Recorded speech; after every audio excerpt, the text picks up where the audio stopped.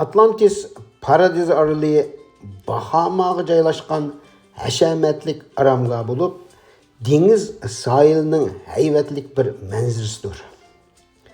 U kishini hayron qoldiradigan dengiz okean makoni bo'lib, oyliklar arzulaydigan hashamatlik aslalari bilan dunyoga damliq.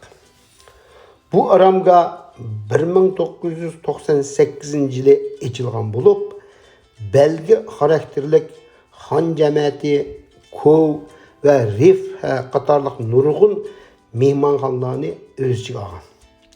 Bularning hammasi o'xshamagan mehmonlarning yoqtirishiga erishib kelmoqda.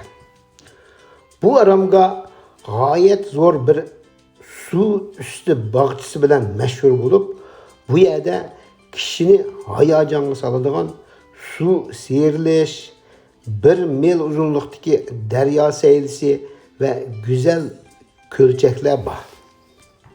Bulardan sırt, mezkur aramga dünyadaki en çok üstü uçuk deniz okyan canlıları makanı bulup, kölçek ve deniz canlılık akvaryumları, lehen, ray ve ıssık belvak balıkları okşaş, galite deniz okyan hayatı bilen tolgan.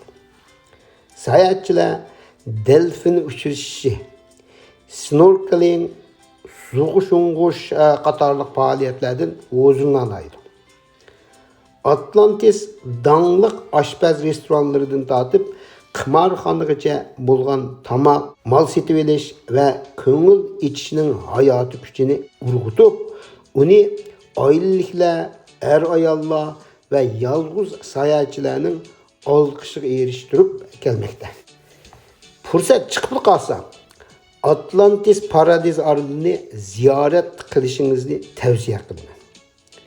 Kishini hayron qoldiradigan bu Bahama aramgohi hashamatchilik bilan tavakkülchilikni birlashtirib, siz uchun unutilmas bir xotira yaratib bera oladi.